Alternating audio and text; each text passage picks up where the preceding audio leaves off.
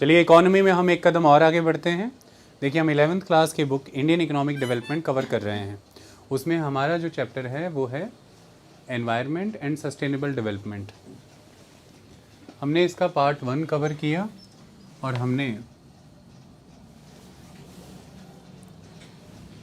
Environment की भूमिका पर चर्चा की, किस किस तरह से हम दूषित करते हैं एनवायरनमेंट को और उसके क्या नकारात्मक परिणाम हैं, इन पर भी हमने बात की। दो चीज़ें उसमें हमने चर्चा की थी, एक ग्लोबल वार्मिंग और एक ओजोन लेयर का डिप्लीट हो जाना।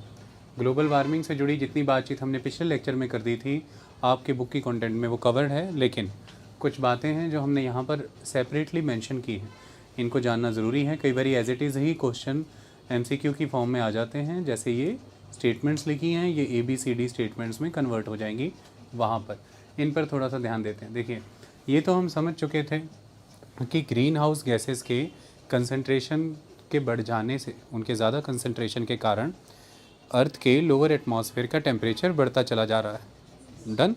और इसकी वजह से जो पोलर आइस है वो मेल्ट हो रही है, सी लेवल राइज हो रहा है, ये एक आस्पेक्ट है। कई लॉन्ग टर्म इम्पैक्ट भी हैं इसके, जिनको हम यहाँ पे समझते हैं।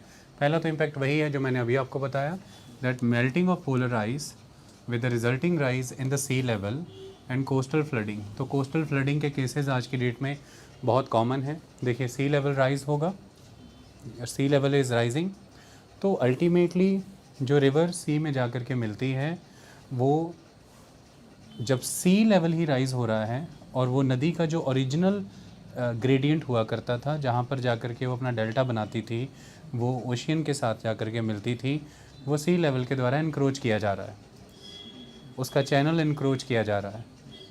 वो जो डिस्ट्रीब्यूटरीज़ बनाती थी उसका पैसेज इनक्रोच किया जा रहा है, तो नेचुरली नदी का पानी लेफ़्ट राइट बिखरेगा, ये फर्स्ट आस्पेक्ट। तो यहाँ से फ्लडिंग होगी तो रिवर्स में फ्लड की टेंडेंसी बढ़ती है कोस्टल रीजन में, ये एक फर्स्ट आस्पेक्ट। सेकंड आस्पेक्ट, सी लेवल राइज हुआ है तो ये भी एक अपने आप में कारण है कि कोस्टल रीजन में फ्लड हो रहा है, because that rising sea level, that water is creating flood conditions in the coastal areas. Okay, तो इस तरह से कोस्टल फ्लड्स फ्रीक्वेंट हैं आज की डेट में। और सॉइल इरोजन का भी एक मेजर रीज़न कोस्टल एरियाज़ में यही है, क्योंकि सी लेवल राइज़ हो रहा है तो तेज़ी से मिट्टी का कटाव होगा, पानी के संपर्क में वो मिट्टियाँ आ जाएंगी जो पहले पानी के संपर्क में नहीं थी। जहाँ पर पहले खेती बाड़ी हो रही थी, एग्रीकल्चर हो रहा था, मान लीजिए कि इतने हिस्से में खेती बाड़ी हो रही थी और इसके एक आगे का हिस्सा यहाँ पर सी लेवल हुआ करता था। अब सी लेवल राइज़ कर जाएगा तो जो खेती बाड़ी नुमा ज़मीन थी वो उस तक पहुँच रहा है, नदियाँ भी वहाँ पर जा कर के उनका भी पैसेज छोटा हो रहा है, तो अल्टीमेटली रिवर का वाटर भी फ्लड करेगा, कोस्टल वाटर जो है वो भी फ्लड करेगा, तो दोनों तरफ से मिट्टी का कटाव होगा। और मिट्टी का कटाव इस समय जो तटीय इलाके हैं उनमें एक बहुत भारी समस्या है। दूसरा है disruption of drinking water supplies dependent on snow melts. तो जो भारत में, उत्तर भारत में पेरेनियल रिवर्स एग्जिस्ट करती हैं क्योंकि वो स्नो के मेल्ट होने से आती हैं, जैसे गंगा, यमुना, गोमती, गंडक, घाघरा, ये सारी नदियाँ उत्तर भारत की बहुत महत्वपूर्ण नदियाँ हैं। जैसे जैसे स्नो मेल्ट होती चली जाएगी, शुरुआती वर्षों में इनका जल स्तर बढ़ जाएगा, शुरुआती वर्षों में इनका जल स्तर बढ़ेगा, लेकिन एक समय के बाद फिर ये ड्राई होनी शुरू हो जाएंगी, क्योंकि इनके जो सोर्सेज हैं दैट इज़ द ग्लेशियर्स, वो ग्लेशियर्स पिघल जाएंगे। तो जब शुरुआत में वो पिघलना शुरू होंगे तब ग्लेशियर लेक आउटबस्ट जो फ्लड क्रिएट होंगे उनका एक डर है, जो आज की डेट में हिमालय में हो भी रहा है। उस समय में नदियों का स्तर बढ़ भी जाएगा, ऐसा लगेगा कि नदियों में बहुत पानी है, ये फ्लडिंग का एक कारण भी बनेगा। लेकिन आने वाले समय में जब ग्लेशियर श्रिंक कर जाएंगे, पिघल चुके होंगे, फिर ये ड्राई अप हो जाएंगी और पीने के पानी के क्राइसिस क्रिएट होंगे, पीने के पानी की किल्लत आएगी। Extinction of species as ecological niches disappear. इसके लिए इकोलॉजिकल निचेस का कॉन्सेप्ट आपको समझना पड़ेगा। इकोलॉजिकल निचेस क्या होते हैं? देखो, निश जो एक टर्म है बेसिकली, ये अगर हम पंजाबी में कहें तो जैसे हमारे घरों में हमारी दीवारों में कोई सामान रखने के लिए आलने बनाए होते थे ना, कुछ रखने के लिए, जैसे वो दहलीजें सी बनाई होती थी। टेक्निकली तो निच शब्द का वो मतलब निच शब्द से माने तो एक घर है, एक घरौंदा है, एक निवास है किसी का। Okay, that's the meaning of the word निश। घर, निवास, ऐसा। पर सिर्फ घर है, सिर्फ निवास है, ऐसा नहीं है, उसमें फ़र्क भी है। क्या है समझिए। देखिए, दो चीज़ें होती हैं। एक वर्ड है हैबिटेट। तो आप मान लीजिए कि किसी भी लाइफ फॉर्म की बात कर रहे हैं, हम बर्ड की बात कर लेते हैं। तो बर्ड का अपना एक घर होता है, उसका एक हैबिटेट है, that is the habitat of the bird. उदाहरण के तौर पर वो एक ट्री है, तो ट्री की किसी भी एक ब्रांच पे वो अपना घोंसला बनाती है, अपना नेस्ट। तो that tree is the habitat of that bird. Done. ये पार्ट है निच का ही। निच इज़ अ लार्जर टर्म, ये एक बड़ी टर्म है, उसका ही पार्ट हैबिटेट है। यानी कि वो जो चिड़िया है उसका एड्रेस क्या है, उसका हैबिटेट, उसका पता क्या है, उसका घर, उसका घोंसला। और उसका घोंसला, उसका घर कहाँ पे है, उस वृक्ष पर है। तो वो पेड़ कटेगा तो उसके घोंसला बर्बाद हो जाएगा, तो मतलब उसका एड्रेस ख़त्म हो जाएगा। लेकिन सिर्फ़ और सिर्फ हैबिटेट ही निच है ऐसा नहीं है, उससे भी कहीं ज़्यादा चीज़ें आती हैं इसमें। जैसे हम निच में हैबिटेट के साथ साथ ये चीज़ें भी इंक्लूड करते हैं कि वो पर्टिकुलर लाइफ फॉर्म्स, जैसे कि यहाँ पर जो बर्ड है, वो उस पर्टिकुलर एड्रेस, उस पर्टिकुलर हैबिटेट में क्या क्या फंक्शंस परफॉर्म करती है, फंक्शंस क्या हैं, उसके रोल क्या हैं। आई बात समझ में। तो पहली चीज़ यानी कि हैबिटेट ये हमें बताता है कि चिड़िया कहाँ रहती है।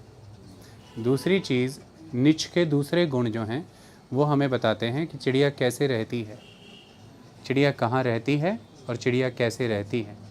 ये दो सवाल बहुत इम्पॉर्टेंट हैं।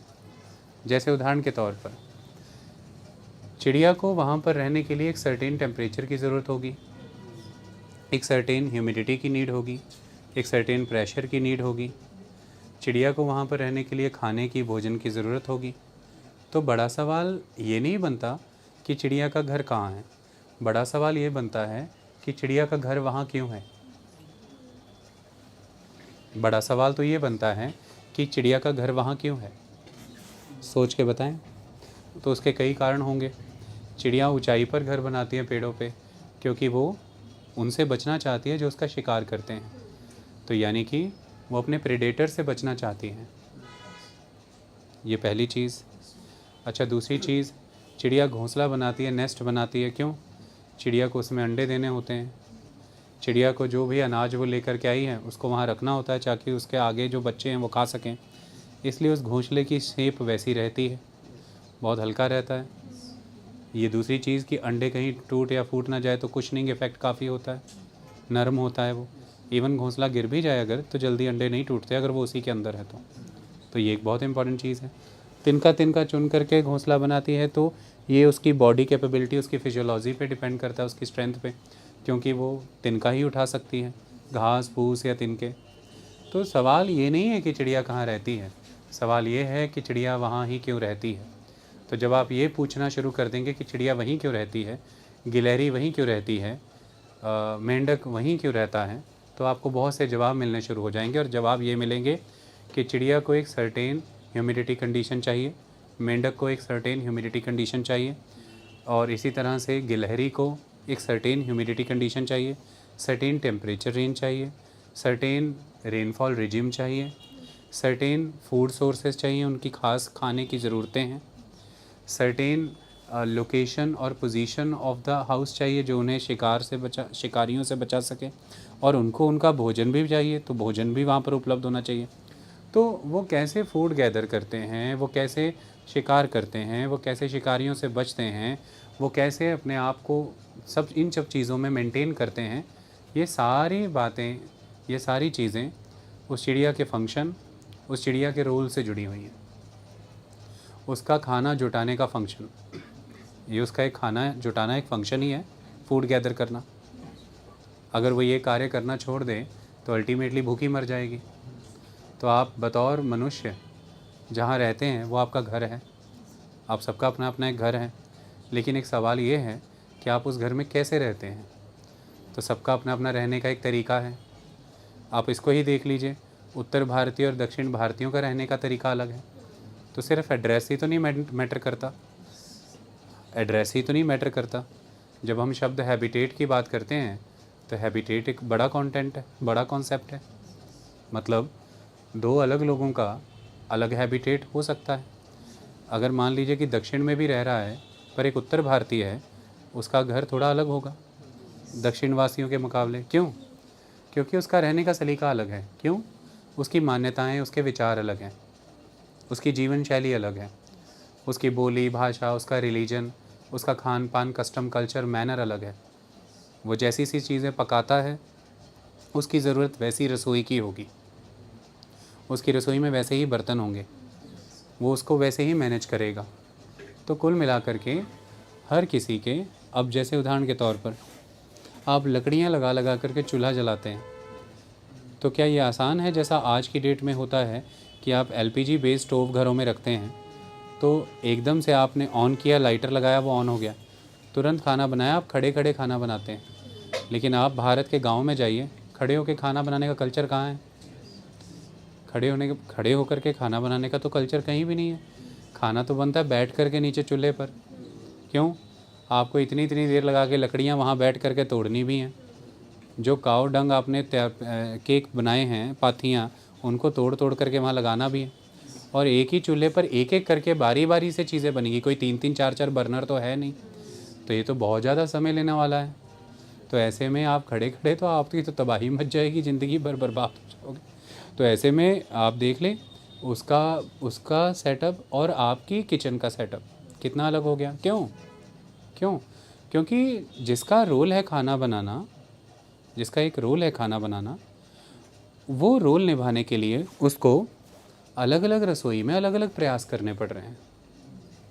वो अपने इस रोल को बतौर फंक्शन जब परफॉर्म कर रहा है तो एक जगह वो बहुत लेबोरियस है तो वो बैठ के कर रहा है, तो किचन भी वैसी होगी।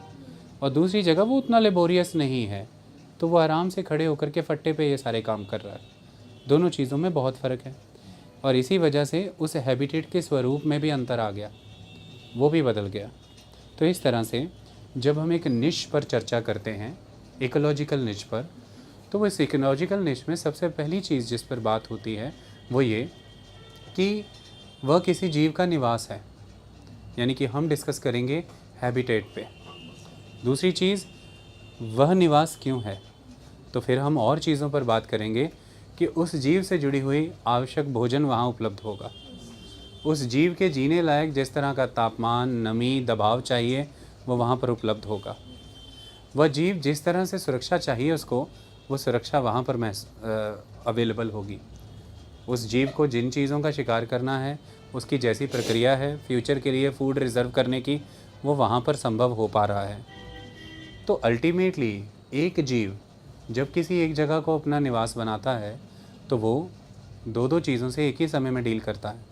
कैसे? वो अपने सराउंडिंग के एबायोटिक वर्ल्ड से इंटरेक्ट करता है, यानी कि वो टेम्परेचर, प्रेशर, ह्यूमिडिटी, इन सारी चीज़ों से इंटरेक्ट कर रहा है। और दूसरी तरफ वो बायोटिक वर्ल्ड से भी इंटरेक्ट करता है, वो अपने लिए भोजन जुटा रहा है, उसे भोजन, इन सब चीज़ों से वो अगल बगल के दूसरे जानवरों के साथ इंटरेक्ट कर रहा है, उन्हें इन चीज़ों का ध्यान रखना है, उसे इस बात का ख्याल रखना है कि कहीं उसका शिकार ना हो जाए, या उसे इसका भी ख्याल रखना है कि उसे जितने के शिकार चाहिए वो मिलते रहें। ऐसा ना हो कि चिमगादड़ें या फिर बैट्स वहीं जा कर के रहने लग जाएं जहां उन्हें ढूंढने पर भी कोई भोजन ना मिले, तो फिर वो वहाँ कैसे रहेंगी? वहाँ पर तो उजाड़ा पड़ जाएगा, ख़त्म हो जाएंगी। इसलिए जब खेतों में हार्वेस्टिंग हो जाती है तो खेतों में रहने वाले वो जो शिकारी कुत्ते होते हैं कैसे पागल पागल सड़कों पे घूमते हैं, क्योंकि उस समय में खेत खाली हो जाते हैं फसल कटने के बाद, तो उनकी हालत बहुत ख़राब हो जाती है, जीभ लटक जाती, पतले से हो जाते हैं। क्योंकि खेतों में जब गन्ना था, खेतों में जब फसलें थी, तो खेतों में चूहे भी थे, खेतों में चूहे थे, बिल्लियाँ भी थीं, छोटी मोटी चीज़ें, नेवले उबले। मैं कहता हूँ कुत्ते का शरीर में बॉडी बिल्डर लेवल का, क्योंकि नाना प्रकार का भोजन था, पूरे मज़े ले रहा था। लेकिन एक दिन किसान ने कंबाइन चलाई, फसल कट गई, अब कुत्ता ढूंढ रहा है चारों तरफ कि ये क्या हो गया। फसल से जुड़े हुए जानवर चले गए, मेरा भोजन चला गया, और जब मेरा भोजन चला गया तो बुरा हाल हो गया। तो तब अक्सर हमारे पंजाब की मैं बात कर रहा हूँ, जब कोई आदमी घर बहुत बदहवासा सा कहीं घूम रहा हो या बहुत अजीब तो कहती है कितना को मुंडे शिकारी कुत्ते हूँ। वही कहानी है कि जब फसल कटने के बाद वही शिकारी कुत्ता जो कि एकदम ज़बरदस्त हालातों में था तब जब फसल थी, अब फसल कट गई है, अब सड़क सड़क गली गली गांव गांव घूम रहा है, कोई रोटी बोटी डाल दे तो कुछ हो जाए, ये कहानी है। तो इस तरह से वो जो खेत हैं उस समय के लिए उस कुत्ते के यानी कि डॉगी के निच है। सवाल ये है कि डॉगी से कोई ये पूछ रहा है कि तेरी हालात कैसे हुए, वो कह रहा है मेरे हालात ये इसलिए ऐसे हुए कि कुछ दिनों तक ये खेत मेरा घर था। कहते तो कहता मुझसे ये पूछो कि ये मेरा घर क्यों था। कहते हाँ बता दे। कहते ये मेरा घर इसलिए था, इसमें जो फसल थी उस फसल को खाने के लिए जो जीव जंतु जानवर आते थे वो मेरा स्वादिष्ट भोजन थे और मुझसे कमज़ोर भी थे, उन्हें खा खा करके मैं अपनी ज़िंदगी यहाँ बना रहा था और इन खेतों में रहने लायक मुझे निवास भी मिल जाता था। और जिन लोगों से मुझे डर रहता है जो मेरे शिकार करते हैं वो यहाँ अगल बगल दूर दूर तक कहीं नहीं है, क्योंकि यहाँ पे जंगल है ही नहीं है, यहाँ पे खेत ही खेत हैं। मुझे डर है भेड़िए का, मुझे डर है तेंदुए का, मुझे डर है चीते का, शेर का, वो सब यहाँ कोई नहीं थे भाई। मैं बिल्कुल सेटल था, इसलिए मैंने इसे अपना निवास बनाया था। मुझे क्या पता था कि एक मशीन आएगी और रातों रात खेत साफ़ कर देगी। मैं तो बेघर हो गया। उनकी बेघर की कहानी कौन सुनता है। 1 घंटे में एक कुत्ता बेघर हो गया, सोच के देखो, पूरा खेत साफ। तो दैट इज़ द कॉन्सेप्ट। तो इस तरह से सवाल ये बनता है कि एक जानवर या एक जीव किसी जगह को अपना निवास चुन रहा है तो क्यों चुन रहा है, उसका निवास क्या है, ये तो एक सवाल है। उसका हैबिटेट क्या, एड्रेस क्यों है भाई, क्यों है। तो तब तुम्हें बहुत सारे सवालों के जवाब मिलेंगे। तो इस तरह से तुम्हें पता लगेगा कि इकोलॉजिकल निच इंक्लूड करता है किसी भी एक जीव के निवास को, उसके हैबिटेट को। दूसरा वो इंक्लूड करता है उसके फंक्शनल रोल्स को, जिसमें वो अपने सराउंडिंग बायोटिक और एबायोटिक वर्ल्ड से कंटिन्यूसली इंटरेक्ट करता है। मतलब उसकी इंटरेक्शंस बहुत इंपॉर्टेंट हैं। ये इंटरेक्शंस करते हुए वो कितने सारे कॉन्ट्रीब्यूशंस दे रहा है। जैसे उदाहरण के तौर पर चलिए हम एक गिलहरी की बात करते हैं। गिलहरी निवास किसे बनाती है, वृक्ष को, मान लीजिए पेड़ों को। उतरती चढ़ती रहती है बार बार, लेकिन कभी टिकती है पेड़ों पे नहीं। गिलहरी पेड़ों को निवास बनाने के बाद लगातार क्या करती रहती है, अपने लिए नट्स ढूंढती रहती है, सीड ढूंढती रहती है, बीज ढूंढती रहती है, इनकी तलाश करती रहती है। अच्छा, इन्हीं नट्स को, इन्हीं बीजों को ढूंढ करके रिज़र्व करने के लिए मिट्टी में दबा देती है। अब उसे क्या पता कि जब वो इन्हें मिट्टी में दबा देती है कि मैं आगे जा कर के इन्हें खा लूँगी, इसका तो जर्मिनेशन हो जाएगा और ये तो पौधा बन जाएगा। लेकिन उसके दबाए इन्हीं बीज, इन्हीं नट से हमें जंगल मिलते हैं, हमें वन मिलते हैं। पुराने बुजुर्ग कहते थे इन्हों ना मारो नहीं तो जंगल बर्बाद हो जाने, किसी कारण से कहते थे। वो कहते थे कि इन्हें मत मारो वरना जंगल बर्बाद हो जाएंगे। ऐसे ही तो नहीं कहा था किसी महानुभवी ने कि जब पृथ्वी से आखिरी मधुमक्खी मर गई तो जीव जंतु यानी कि मनुष्य का अंत हो जाएगा। कारण वो क्या कह रहे थे, की स्पीसीज़ है ना, ये की स्पीसीज़ हैं, ये संतुलन बनाए रखते हैं ना, ये दूसरे जानवरों की आबादी नहीं बढ़ने देते क्योंकि उनका शिकार करते हैं, ये एक बड़ी चीज़। और फिर जब ये किसी का शिकार करते हैं तो जब ये उसे थोड़ा बहुत खा के बाकी छोड़ देते हैं तो जो डेट्रीवोरस हैं ये उनके लिए एक भोजन भी पैदा करते हैं। इन डेट्रीवोरस का ज़िंदा रहना कितना ज़रूरी है, क्योंकि जंगल की साफ़ सफाई का सारा जिम्मा इनका है। अच्छा, दूसरी बड़ी बात, डेट्रीवोरस इसलिए भी तो ज़रूरी है क्योंकि जब ये किसी जानवर को, मरे हुए जानवर को खाते हैं तो ये उसे ब्रेक डाउन करते हैं। जब ये उसको ब्रेक डाउन करते हैं तो उस जानवर ने किसी जानवर को या पेड़ पौधों को खाया होगा। अच्छा, जब उसने पेड़ पौधों को खाया होगा तो पेड़ पौधे ने क्या किया होगा, सॉइल से न्यूट्रिएंट्स लिए होंगे। वो न्यूट्रिएंट्स सॉइल में एटमॉस्फेयर से या इधर उधर से खाद से आए होंगे। अब वो उस प्लांट में स्टोर हैं, उस प्लांट को इस जानवर ने खाया, अब वो इस जानवर में स्टोर हैं। ट्रॉफिक लेवल ऑफ एनर्जी आपने पढ़ा होगा, वो इस जानवर में स्टोर हैं। अब इस जानवर में वो स्टोर हैं तो जानवर मर गया, अब इसको पुनः प्रकृति को देना भी तो है, जो प्रकृति से लिया है देना है, कण कण वापस जाएगा भाई, जो इकट्ठा किया है जाने का। अब वो कैसे भगवान देखेंगे, तो वो फिर आते हैं डेट्रीवोरस, वो आते कहते हैं आओ आओ आओ आओ ड्यूटी परफॉर्म करें। अपना भोजन अर्जित करने के चक्कर में वो इनको ब्रेक डाउन करते हैं। जब इनको ब्रेक डाउन करते हैं तो वो सब रिलीज़ होता है। जब वो सब रिलीज़ होता है वापस से पर्यावरण को वो सब गैसेज और सारा माल मत्ता मिल जाता है। दैट इज़ द आस्पेक्ट, फिर संतुलन बना रहता है। तो कुल मिलाकर के अगर शेर ना हो तो हिरन ना मरे, हिरन ना मरे तो अधमरा हिरन इन डेट्रीवोरस को मिले ना, अगर उन्हें ना मिले तो ये भी मर जाएं, ये मर जाएं तो जंगल की तो साफ़ सफाई के सारे काम अभियान ही रुक जाएं। ये बहुत ज़रूरी है, ये सारी चीज़ें बहुत इंपॉर्टेंट हैं। लेकिन शेर का एक निवास है, कारण उसके शिकार वहाँ हैं, कारण उसके रहने सहने योग्य माहौल वहाँ है, कारण उसके आसपास के जानवरों के साथ जो इंटरेक्शन है वो बड़ी ठेठ है, ये एक इम्पॉर्टेंट एलिमेंट है। तो कुल मिलाकर के हर जानवर ने अपना एक निश क्रिएट किया होता है। ओके, अब ऐसे में एक बात याद रखिएगा, हैबिटेट जानवरों का कॉमन हो सकता है।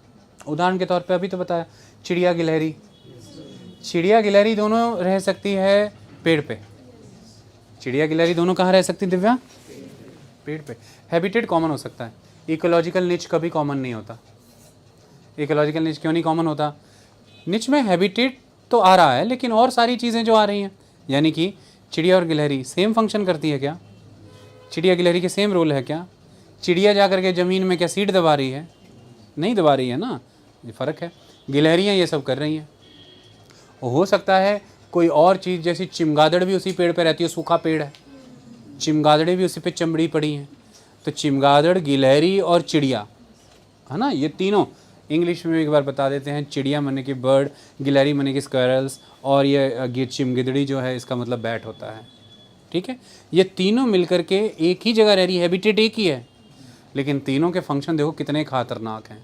और चिमगादड़ जो है तो मैमल है, चिमगादड़ जो है तो वो मैमल के तौर पर बिहेव करेगी, मैमेलियन ग्लैंड है उसमें, उसके शिकार ही बिल्कुल अलग रहते हैं।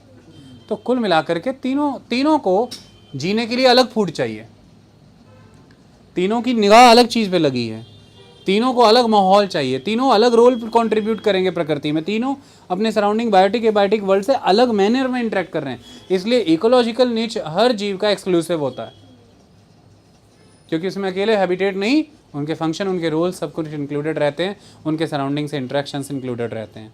हालांकि ये टॉपिक बायोलॉजी का है, अगर अब मैं और आगे जाता हूँ तो उधर जाने की ज़रूरत नहीं है।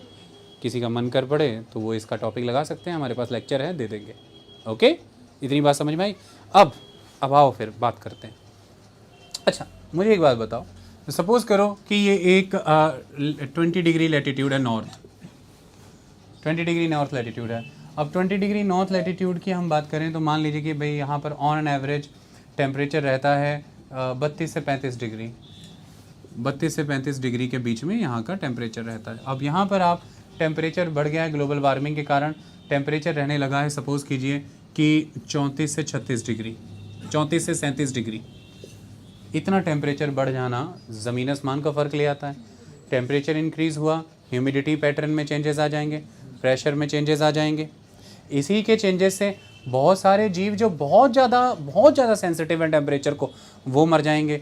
हो सकता है उनमें वो बहुत सारे जीव किसी दूसरे जीव का भोजन हो, किसी दूसरे जीव का भोजन हो सकता है बहुत सारे सीड्स और नट्स अब होने बंद हो गए इस टेम्परेचर में। गिलहरी देख रही है सुबह शाम, कहती सीड किधर गए, नट किधर गए, ढूंढने पे अनाज नहीं मिलता, ढूंढने पे भोजन नहीं मिलता, सुबह से लगी पड़ी हूँ, है कि नहीं? वो जैसे नाना पाटेकर कहता सुबह से ना एक आलू बिका है ना बिका एक कांदा, वही कहानी, इसका सुबह से कुछ नहीं इसको मिला। तो कुल मिला करके तापमान बढ़ेगा, अगर ग्लोबल वार्मिंग अगर बढ़ेगी, तो मैं आपसे एक बात पूछता हूँ, क्या इकोलॉजिकल निचेस में चेंजेस नहीं आएंगे?